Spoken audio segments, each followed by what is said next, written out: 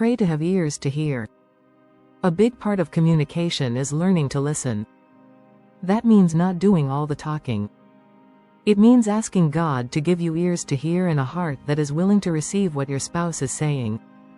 Often you can bear one another's burdens and so fulfill the law of Christ by simply listening to your spouse talk about his or her burdens.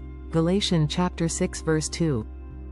If you are married to someone who is too self-absorbed to listen or refuses to listen because it might give the appearance of not being in control or doesn't value what you have to say, pray that God will give him or her ears to hear. There is a greater impact when God convicts someone of not listening than there is when you try to do it. Sometimes we think we know what the other person is saying, but God says not to answer too soon before you fully listen. He who answers a matter before he hears it, it is folly and shame to him. Proverbs chapter 18 verse 13. Listening means not talking while the other talks.